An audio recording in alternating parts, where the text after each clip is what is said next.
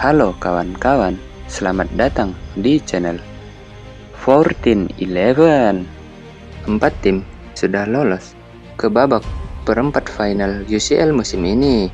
Ya, keempat tim itu mungkin semua kawan-kawan sudah mengetahui karena hasil pertandingannya baru terlihat tadi pagi. Yang mana 4 tim tersebut adalah Inter Milan, Barcelona, Bayern Munchen, dan PSG. PSG secara mengejutkan berhasil mengalahkan Liverpool. Ya kawan-kawan, kita di sini bukan untuk membahas siapa ya saja yang lolos ke babak perempat final UCL. Karena di sini kita ingin membahas hal yang lebih menarik lagi di babak 16 besar tadi. Yang mana pertandingan yang menarik ini adalah pertandingan antara dua raksasa Bundesliga, yaitu Bayern Munchen dan Bayer Leverkusen. Nah, kenapa pertandingan ini dibilang cukup menarik? Karena di pertandingan Bayern Munchen dan Bayer Leverkusen ini sepertinya agak sedikit berbeda. Lalu, kenapa bisa saya katakan seperti itu?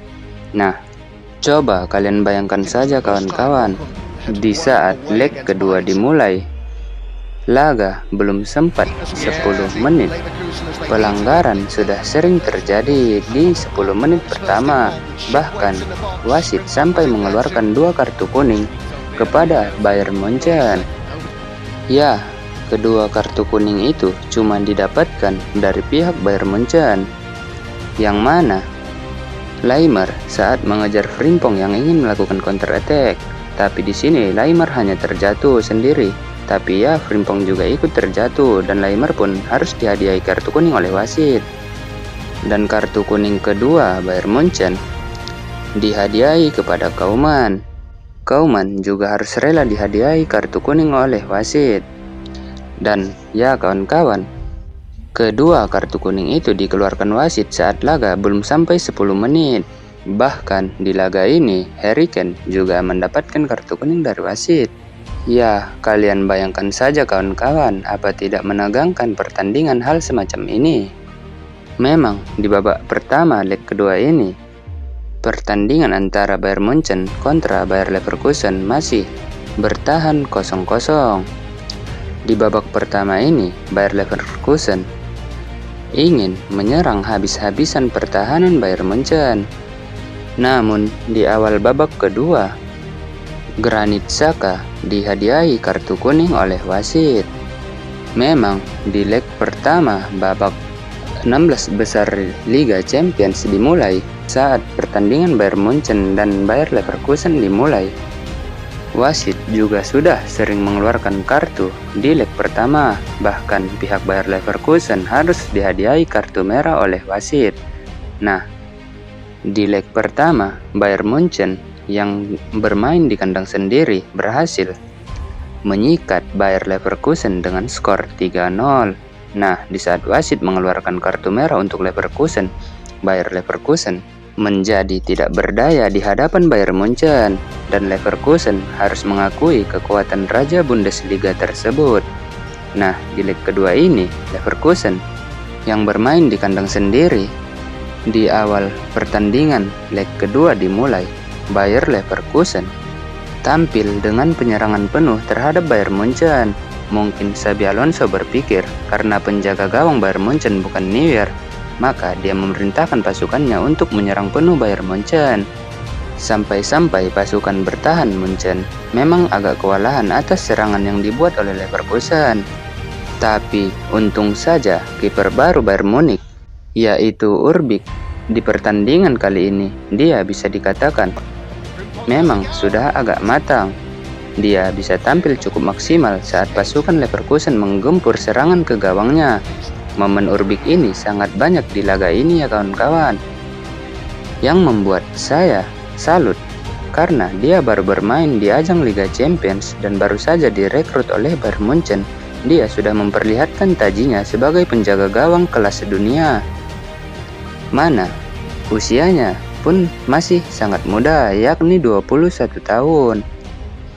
Ya, kemungkinan dia adalah penerus Manuel Neuer di Bayern Munchen karena cara bermain dan sifat tengilnya saat menonton Neuer saat bermain bersama Bayern Munchen.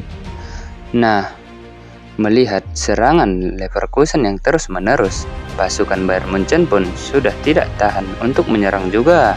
Dan di menit ke-50, Harry Kane berhasil mencetak gol ke gawang Leverkusen.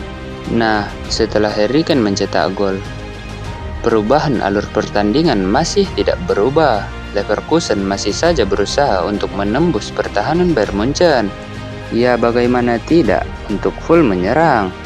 Bayer Leverkusen ingin mengambil mukanya kembali di depan banyak penggemar mereka. Makanya mereka berusaha untuk menembus lini pertahanan Munchen. Namun, Bayern Munchen bukanlah tim yang baru timbul di ajang Liga Champions ini. Sang pemenang 6 kali di trofi Liga Champions ini pun juga mulai menunjukkan siapa mereka di Liga Champions. Nah, Bayern Munchen pun tidak mau kalah dalam hal menyerang. Dan atas kerja keras pasukan Munich, akhirnya Alphonso Davies berhasil mencetak gol kedua untuk Bayern Munchen di menit ke-70. Nah, sudah tertinggal 2-0. Namun, pasukan Bayer Leverkusen belum berhenti juga untuk menyerang Bayern Munchen loh cuy. Memang untuk urusan mental, mereka cukup bagus, ingin terus menyerang walaupun dalam keadaan skor tertinggal jauh. Coba kalian bayangkan saja, di leg pertama, Bayer Leverkusen sudah ketinggalan skor 3-0, ditambah 2 gol Bayern Munchen di leg kedua ini. Maka secara agregat mereka sudah ketinggalan skor 5-0. Mana mereka bermain di kandang sendiri lagi di leg kedua ini. Ya makanya mereka masih berusaha menyerang terus-menerus sampai laga berakhir. Nah, alasan inilah mengapa saya mengatakan bahwa pertandingan ini merupakan pertandingan yang menarik di babak 16 besar UCL ini. Namun, harapan Bayer Leverkusen seakan sirna saat 2 tendangan Jamal Musiala mengenai tiang gawang mereka. Nah, hal ini seakan-akan membuat mental pemain Bayer Leverkusen jatuh. Ya, bagaimana tidak? Mereka hampir saja kebobolan 2 kali lagi. Nah, untuk skor akhir pertandingan ini menjadi 5-0 kawan-kawan, karena di leg pertama Munchen berhasil unggul 3-0 dan di leg kedua Munchen kembali unggul dengan skor 2-0. Jadi, hasil skor agregat menjadi 5-0. Nah, selamat untuk Bayern Munchen karena berhasil lolos ke perempat final Liga Champions dengan menyingkirkan rival mereka di Bundesliga sendiri. Dan untuk Bayer Leverkusen, terima kasih sudah mempertontonkan pertandingan yang menegangkan seperti ini. Nah, kawan-kawan, mungkin pembahasan kali ini cukup sampai di sini. Jika ada kata-kata yang salah di dalam video ini, saya pribadi meminta maaf. Kepada kalian, saya minta maaf. Kepada Allah, saya minta ampun. Jangan lupa agar mendukung channel ini. Wabil taufik wal hidayah. Assalamualaikum warahmatullahi wabarakatuh.